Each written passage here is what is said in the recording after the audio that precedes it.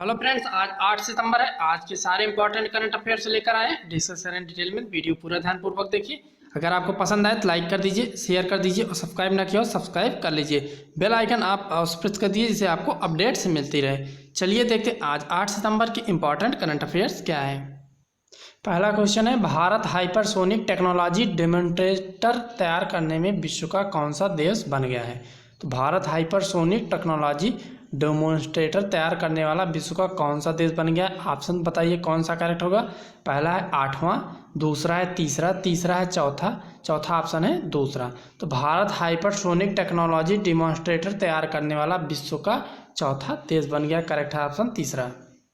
इसका सफल परीक्षण और निर्माण किसने किया था। डीआरडीओ ने किया। डीआरडीओ का अध्यक्ष कौन है। जी सतीश रेड्डी है। इसका हेडक्वार्टर कहाँ है। नई दिल्ली में है। इस technology hypersonic technology demonstrator vehicle का सफल परीक्षण किया डीआरडीओ ने। कहाँ पर किया। उड़ीसा के बालासोर स्थित Shri APJ Abdul Kalam testing firing range से किया गया। डीआरडीओ ने इसका सफल परीक्षण किया। क्या है। Hypersonic technology. अब इसके माध्यम से क्रूज मिसाइलें व सैटेलाइट को प्रक्षेपण में और आसानी होगी इस टेक्नोलॉजी विकसित कर लेने पर। इससे पूर्व अमेरिका, रूस और चीन के पास ही यह टेक्नोलॉजी है। इसके बाद भारत चौथा देश है जिसने यह टेक्नोलॉजी देश में अपने विकसित कर ली स्वदेशी रूप से। इसका नाम क्या है। Hypersonic technology demonstrator vehicle. इसे किसने बनाया और किसने परीक्षण किया। डीआरडीओ ने किया है। डीआरडीओ का फुल फॉर्म क्या होता है। Defence research and development organisation. इसका हेडक्वार्टर कहाँ है। नई दिल्ली में। इसके जी सतीश रेड्डी अध्यक्ष हैं। नेक्स्ट है क्वेश्चन, यूएन ने हाल ही में पहली बार किस दिन को international clean air day for blue sky मनाने की घोषणा की है। पहला ऑप्शन देखिए 9 सितंबर, दूसरा 8 सितंबर, तीसरा 7 सितंबर, चौथा ऑप्शन है 5 सितंबर। तो यूनाइटेड नेशन ने हाल ही में किस दिन को international clean air day for blue sky नामक नया दिवस घोषित किया है। यूनाइटेड नेशन ने किस तारीख को किया है। करेक्ट है ऑप्शन तीसरा, 7 सितंबर को घोषित किया है। 7 सितंबर को हर साल international clean air day for blue sky मनाया जाएगा। क्यों मनाया जाएगा यह दिवस। वातावरण को स्वच्छ और शुद्ध रखने के लिए यह यूनाइटेड नेशन ने घोषित किया, क्योंकि लॉकडाउन के कारण अधिकांश स्थानों पर आसमान नीला एकदम साफ सुथरा देखा लोगों ने, जिससे प्रेरित होकर कई देशों में लोगों ने अन्य वाहन छोड़कर साइकिल चलाना शुरू कर दिया। इसको देखते हुए यूनाइटेड नेशन ने घोषित किया है first international day of clean air for blue sky.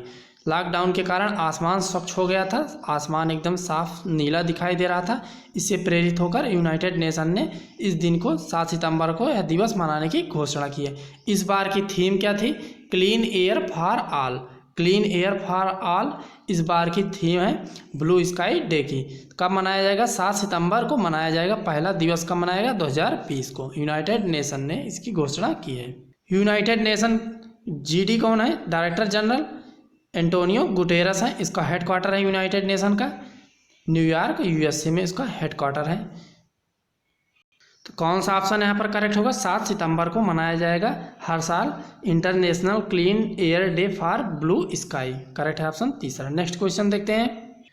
Next है, किस देश की रक्षा मंत्री फ्लोरेंस पाली अंबाला एयरबेस पर होने वाली राफेल जेट इंडक्शन सेरेमनी में शामिल होगी। किस देश की रक्षा मंत्री है फ्लोरेंस पाली, जो अंबाला एयर बेस फोर्स पर होने वाले राफेल जेट इंडक्शन सेरेमनी में शामिल होंगी। तो फ्लोरेंस पाली किस देश की रक्षा मंत्री है। ऑप्शन देखिए, पहला जापान, दूसरा इजराइल, तीसरा कनाडा, चौथा ऑप्शन है फ्रांस। तो रक्षा मंत्री हैं फ्रांस की। करेक्ट है ऑप्शन 4 करेक्ट है ऑप्शन। फ्रांस की रक्षा मंत्री हैं फ्लोरेंस पाली। अंबाला एयर बेस पर होने वाले राफेल जेट इंडक्शन सेरेमनी में भाग लेंगी। वह एनएसए अजीत डोभाल से भी मुलाकात करेंगी रक्षा मंत्री। कब होगा जेट इंडक्शन सेरेमनी। कब होगा जेट इंडक्शन सेरेमनी। 10 सितंबर को होगा। कहाँ पर होगा। अंबाला एयरफोर्स में। अंबाला एयरफोर्स कहाँ है। बेस हरियाणा में स्थित है। कहाँ की रक्षा मंत्री हैं फ्लोरेंस पाली, फ्रांस के। करेक्ट है ऑप्शन चौथा। नेक्स्ट है क्वेश्चन, हाल ही में किस टेनिस खिलाड़ी को यूएस ओपन से बाहर कर दिया गया है। तो किस खिलाड़ी को यूएस ओपन से अभी हाल ही में बाहर कर दिया गया है। ऑप्शन बताइए कौन सा करेक्ट होगा। पहला है रोजर फेडरर, दूसरा नोवाक जोकोविच, तीसरा एंडी मरे, चौथा ऑप्शन है इनमें से कोई नहीं। करेक्ट है ऑप्शन दूसरा, नोवाक जोकोविच को, जो कि दुनिया के पहले टेनिस खिलाड़ी हैं, फर्स्ट टॉप खिलाड़ी हैं।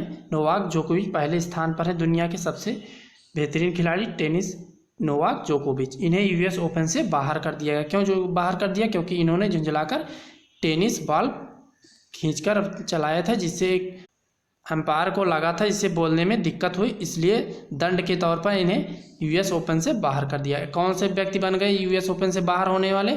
दुनिया के तीसरे व्यक्ति हो गए हैं नोवाक जोकोविच, जिन्हें यूएस ओपन से बाहर कर दिया गया।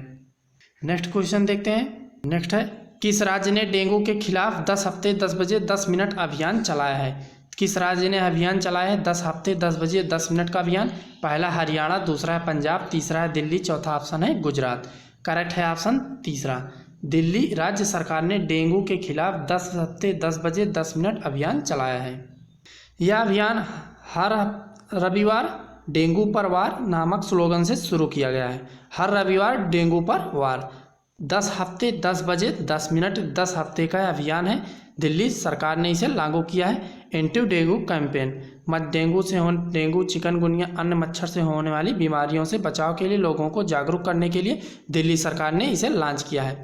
इसका स्लोगन क्या है? हर रविवार डेंगू पर वार, 10 हफ्ते 10 बजे 10 मिनट। इस योजना को लागू किया है अरविंद केजरीवाल ने। दिल्ली के राज्य सरकार के मुख्यमंत्री हैं अरविंद केजरीवाल। इन्होंने एंटी डेंगू कैंपेन चलाया है। यहाँ पर करेक्ट कौन सा ऑप्शन होगा? दिल्ली राज्य सरकार ने अभियान को चलाया है। नेक्स्ट क्वेश्चन है, 8 सितंबर को विश्व भर में कौन सा दिवस मनाया जाता है? पहला अंतर्राष्ट्रीय साक्षरता दिवस, दूसरा अंतर्राष्ट्रीय विज्ञान दिवस, तीसरा अंतर्राष्ट्रीय योग दिवस, चौथा ऑप्शन है अंतर्राष्ट्रीय महिला सुरक्षा दिवस। तो 8 सितंबर को आज ही के दिन विश्व भर में कौन सा दिवस मनाया जाता है? करेक्ट है ऑप्शन पहला अंतर्राष्ट्रीय साक्षरता दिवस, इंटरनेशनल लिटरेसी डे मनाया जाता है। इंपॉर्टेंट डे है, पूछा जाता है एग्जाम में। तो 8 सितंबर को विश्व भर में कौन सा दिवस मनाया जाता है? इंटरनेशनल लिटरेसी डे, अंतर्राष्ट्रीय साक्षरता दिवस। इस दिवस को कौन मनाता है? यूनेस्को मनाता है। इसकी 1965 में यूनेस्को ने घोषणा की थी अंतर्राष्ट्रीय साक्षरता दिवस मनाने की, इंटरनेशनल लिटरेसी डे। तो करेक्ट है 8 सितंबर को विश्व भर में दिवस मनाया था अंतर्राष्ट्रीय साक्षरता दिवस। इंपॉर्टेंट है। नेक्स्ट क्वेश्चन देखते हैं। अगला है, हाल ही में इटालियन ग्रैंड प्रिक्स 2020 किसने जीता है? तो इटालियन ग्रैंड प्रिक्स 2020 किसने जीता है? ऑप्शन बताइए कौन सा करेक्ट होगा। पहला है लुइस हैमिल्टन, दूसरा वोल्टारी बोट्टास, तीसरा पियर्स गैस्ले, चौथा इनमें से कोई नहीं। तो इटालियन ग्रैंड प्रिक्स 2020 जीता है, करेक्ट है ऑप्शन तीसरा, पियर्स गैस्ले ने जीता है। ऑप्शन है तीसरा करेक्ट। पियर्स गैस्ले कहाँ के खिलाड़ी हैं? फ्रेंच ड्राइवर है पियर्स गैस्ले हैं। पियर्स गैस्ले फ्रेंच ड्राइवर है। इन्होंने जीता इटालियन ग्रैंड प्रिक्स 2020 का अवार्ड, ड्राइविंग के रेसिंग अवार्ड जीता है पियर्स गैस्ले। कहाँ के हैं? फ्रेंच के ड्राइवर हैं। करेक्ट है होगा आप ऑप्शन तीसरा, पियर गैस्ले हैं इटालियन ग्रैंड प्रिक्स 2020 के विजेता।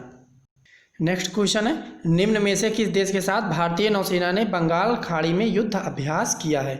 किस देश की सेना साथ किया है? पहला ऑप्शन देखिए जापान, दूसरा अमेरिका, तीसरा रूस, चौथा इजराइल। तो करेक्ट है ऑप्शन तीसरा, रूस के साथ भारतीय नौसेना ने बंगाल की खाड़ी में युद्धाभ्यास किया। करेक्ट है ऑप्शन तीसरा। इस युद्धाभ्यास का नाम क्या है? इंद्र नेवी 2020। इंद्र नेवी 2020 नाम से युद्धाभ्यास किया बंगाल की खाड़ी में। यह 11th एडिशन था, 11वां संस्करण था इस युद्धाभ्यास का। भारत और रूस ने नेवी ने किया वे ऑफ बंगाल में, बंगाल की खाड़ी में इसका युद्धाभ्यास किया। भारत के चीफ एयर स्टाफ कौन है? करमबीर सिंह हैं। रूस की कैपिटल क्या है? मॉस्को है। रशियन रूबल करेंसी होती है रूस की।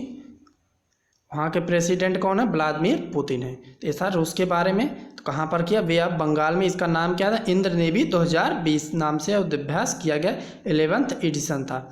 बायलैटरल द्विपक्षीय एक्सरसाइज है, इंडिया और रशिया के मध्य हुआ। नेक्स्ट क्वेश्चन है, हाल ही में G20 शिक्षा मंत्रियों की बैठक में भारत का प्रतिनिधित्व किसने किया है? तो हाल ही में G20 शिक्षा मंत्रियों की बैठक हुई है। कहाँ पर हुई है? वहाँ पर किसने प्रतिनिधित्व किया? सभा में आपको बताएंगे। तो ऑप्शन बताइए कौन सा करेक्ट होगा। G20 शिक्षा मंत्रियों की बैठक में भारत का प्रतिनिधित्व किसने किया? पहला पीयूष गोयल, दूसरा रमेश पोखरियाल निशंक, तीसरा निर्मला सीतारमण, चौथा है अर्जुन मुंडा। तो करेक्ट है ऑप्शन दूसरा, शिक्षा मंत्री रमेश पोखरियाल निशंक ने G20 शिक्षा मंत्रियों की बैठक में भारत का प्रतिनिधित्व किया। इस बार की थीम क्या थी? Realising opportunity of the 21st century for all. Realising opportunity of the 21st century for all इस बार की यह थीम थी। G20 शिक्षा मंत्रियों की बैठक कहाँ पर हो रही है? सऊदी अरब में हो रही है G20 शिक्षा मंत्रियों की बैठक। होस्ट कौन कर रहा है? सऊदी अरब कर रहा है शिक्षा मंत्रियों की बैठक का। भारत की तरफ से किसने प्रतिनिधित्व किया? श्री रमेश पोखरियाल निशंक शिक्षा मंत्री ने इसका प्रतिनिधित्व किया भारत की तरफ से। थीम क्या थी इस बार की देख लीजिए फिर से एक बार। Realising opportunity of the 21st century for all. G20 शिक्षा मंत्रियों की बैठक हुई थी अभी हाल ही में सऊदी अरब में। भारत ने का प्रतिनिधित्व किया रमेश पोखरियाल निशंक ने। इस बार की थीम थी realising opportunity for the 21st century for all. Theme है इंपॉर्टेंट, नोट कर लीजिए। नेक्स्ट क्वेश्चन देखते हैं। हाल ही में रक्षा मंत्री राजनाथ सिंह ने कितने दिवसीय रूस का दौरा किया है? पहला ऑप्शन देखिए 1 दिवसीय, दूसरा है 3 दिवसीय, तीसरा है 5 दिवसीय, चौथा ऑप्शन है 2 दिवसीय। हाल ही में रक्षा मंत्री राजनाथ सिंह ने रूस का दौरा किया। करेक्ट है ऑप्शन दूसरा, 3 दिवसीय दौरा किया 3 तारीख से 5 तारीख। 3 दिवसीय राजनाथ सिंह रक्षा मंत्री ने रूस का दौरा किया। रूस की कैपिटल क्या है? मॉस्को है। व्लादिमीर पुतिन वहाँ के प्रेसिडेंट हैं। क्यों किया? भारत के रक्षा मंत्री राजनाथ सिंह ने AK-203 जो गन है उसको लेकर के उसके समझौते को आगे बढ़ाने के लिए और SCO मीटिंग को वर्चुअली कॉन्फ्रेंस के माध्यम से संबोधित करने के लिए वहाँ पर गए थे मॉस्को में। करेक्ट है दूसरा, 3 दिवसीय रूस का दौरा किया हाल ही में रक्षा मंत्री राजनाथ सिंह ने। फ्रेंड्स ये थे आज के इम्पॉर्टेंट करंट अफेयर्स। कल मिलते हैं नए इम्पॉर्टेंट करंट अफेयर्स के साथ। नमस्कार।